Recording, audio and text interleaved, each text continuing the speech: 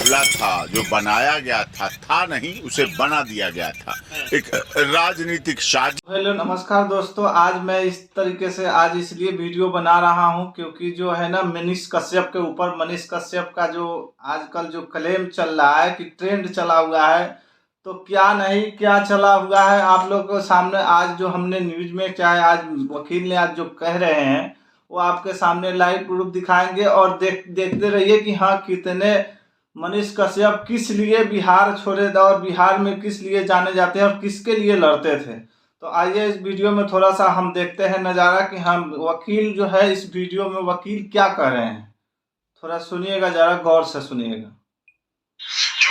चला जाता है जो एक प्रवासी नाम पर और हिंदी भाषी नाम को कह के और बिहार का बिहारी शब्द कह के जो गाली दी जाती है, उसके खिलाफ मनीष कश्यप लड़ रहे थे। और वो लड़ाई लोगों को लगी कि लड़ाई ये तो हमारी है, ये तो सबकी लड़ाई थी, और लड़ाई लड़ रहे थे। इसीलिए उनकी बढ़ती लोकप्रियता, नाम, प्रतिभा की वजह से कुछ लोगों को हजम नहीं हुआ और ऐसा केस लगवाया गया। ठीक वैसे ही प्रभु श्री राम की लोकप्रियता अयोध्या में बढ़ रही थी, इसलिए ऐसा करा के जैसे प्रभु श्री राम पे साजिश रचा गया वैसे ही और जैसे प्रभु श्री राम 14 वर्ष वनवास से आए लोगों ने। तो मनीष कश्यप जो है किसके लिए लड़ाई लड़ रहे थे? हम सब बिहारियों के लिए, क्योंकि एक बिहारी शब्द जो है ना गाली बन गया है, तो इसलिए मनीष कश्यप जो लड़ाई लड़ रहे थे हम लोग के लिए लड़ रहे थे।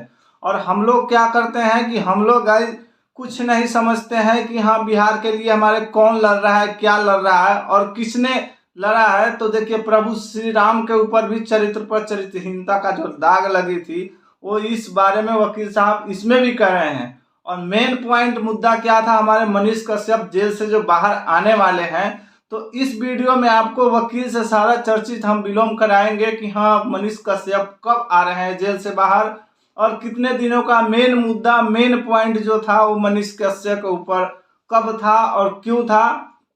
आइए जरा इस वीडियो को भी सुनते हैं कि हाँ इसके ऊपर वकील साहब क्या कर रहे हैं कि कब तक हमारे मनीष कश्यप हमारे बीच। हमें खुशी हुई, हमें कुछ मिली जानकारी, हमें खुशी से रहा नहीं गया, इसलिए आप लोगों के बीच दोस्त वीडियो डालना पड़ रहा है क्योंकि हमें बहुत खुश हुई इस चीज़ से कि मनीष कश्यप हमारे बिहार के शेर कहने वाले लड़का, जो हमारे बीच रहने वाले, पत्रकारिता अच्छे ढंग से करने वाले, वो हमारे बीच आ रहे हैं। तो सुनिए जरा कि वकील साहब आगे नेक्स्ट क्या कहते हैं। राजा तो बहुत थे, राजा दशरथ के पुत्र भी और थे और राजा भी उस समय और थे, बहुत थे, राजपाट थे, लेकिन उनके प्रभु श्री राम की अपनी ही माता कैकई दशरथ जी की रानी थी, उनके पिता की रानी थी, उन रानियों में से एक का कैकई रानी थी। और कैकई ने ऐसी रचना रची जो प्रभु श्री राम को 14 वर्ष का वनवास दे दिया। सबके लिए भी ऐसी रचना अपने लोगों के द्वारा रची गई। मनीष कश्यप कोई अडानी से नहीं लड़ रहे थे, मनीष कश्यप कोई इंटरनेशनल मुद्दे पर नहीं लड़ रहे थे, मनीष कश्यप लड़ रहे थे पूर्वांचल। इसमें वकील साहब क्या कर रहे हैं कि जैसे कि कुछ एने से मेन मुद्दा था वो एने से हटाना था, तो एने से हट गया हमारे मनीष कश्यप पे से, चाहे सन ऑफ बिहार कह लीजिए, तो मेन मुद्दा था आपका जो था एने से था। अब छोटे छोटे जो केसेज रह गए हैं उस पर कार्रवाई चल रही है, कुछ की बेल हो गई है, कुछ की बेल होनी थोड़ी बहुत रह गई है। तो बहुत जल्द हमारे मनीष कश्यप हमारे बीच पत्रकारिता जिस तरह से करते थे शेर की तरह दहाड़ते हुए, उस तरह से हमारे बीच मनीष कश्यप आने वाले हैं। और बहुत जल्द हमारे बिहार के ऊपर मुद्दे के ऊपर क्या देखिए कि उस तरह से दहाड़ते हुए आते हैं मनीष कश्यप, या आपको देखते हैं कि फिर अलग अंदाज में आते हैं, किस तरह से आते हैं। अब देखिए इनकी सेवा किस तरह होती है और जो बिहार की जनता हमारी किस तरह वैल्यू देता है इनको।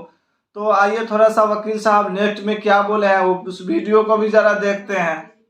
क्या लोगों ने सम्मान दिया क्योंकि वो लड़के आए थे। प्रभु श्री राम की लंका से कोई निजी बैर नहीं था, लेकिन वो ऐसी परिस्थितियां बनी, ऐसी स्थिति बनी जो प्रभु श्री राम को बुराई से लड़ना पड़ा। लंका का पति ब्राह्मण था, विद्वान था, योग्य था, लेकिन जो उसके अंदर घमंड था वो कहते ना घमंड तो रावण का भी नहीं रहा, कहते ना घमंड, मिसाल देते हैं, घमंड तो रावण का भी नहीं रहा, जिसकी सोने की लंका थी, जिसका काल पाटी से बंधा रहता था, जो शंकर भगवान का बड़ा पुजारी था, ये सर काट काट के चढ़ा देता था शंकर जी के लिए। यही तो है कहानी किदवंती। तो ऐसे से लड़े, यानी कि प्रभु श्री राम की लड़ाई जो हम दशहरा मनाते हैं, जो हम दीपावली मनाते हैं, वो सिर्फ इस बात का संदेश है, घमंड, अहंकार, बुराई के खिलाफ प्रभु श्री राम की जीत थी।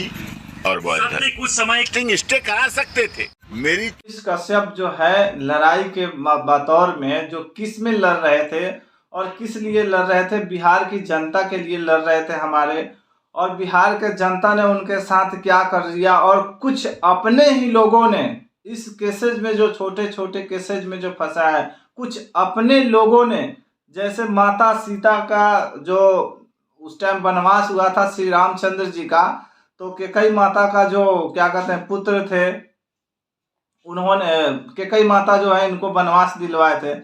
इस तरीके से मनीष कश्यप के ऊपर भी कुछ अपने लोगों ने ही इनको जेल में फंसाया और इस केसेज में लेकर के आया है। थोड़ा आगे देखिए कि वकील साहब कहते हैं कब तक जायज हो सकता है, और क्या मतलब कि आप मनीष कश्यप का जो हमारा इंतज़ार है वो कब तक इंतज़ार की घड़ियां ख़त्म होंगे। थोड़ा आगे नेक्स्ट वीडियो में देखते हैं कि हाँ वकील साहब क्या कह रहे हैं इसके बारे में।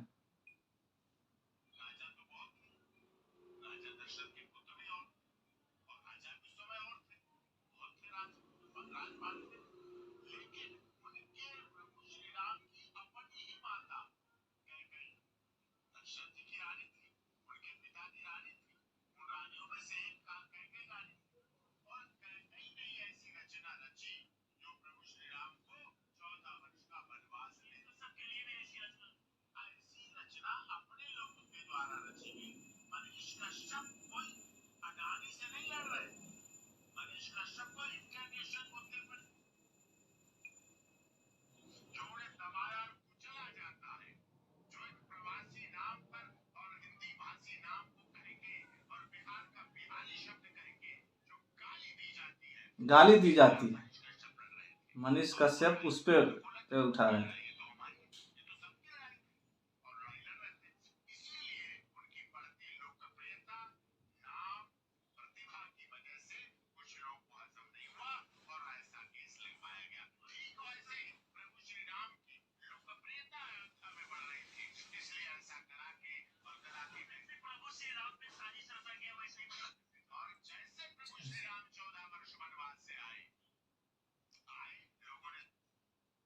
भव्य स्वागत किया, जैसे वनवास से प्रभु श्री राम जी आए थे, भव्य स्वागत हुआ। आज दशहरा दीपावली जो हम लोग मनाते हैं, क्यों मनाते हैं? क्योंकि जो हमारे प्रभु श्री रामचंद्र जी जो थे वो वनवास से जब वापस आए थे तो उस टाइम एक माहौल अलग था, और लंकावासी ने किस तरह से माहौल में उजागर और दीपावली मनाए, उस तरह से बताया जा रहा है कि उस तरह से हमारे मनीष कश्यप का भव्य स्वागत किया जाएगा।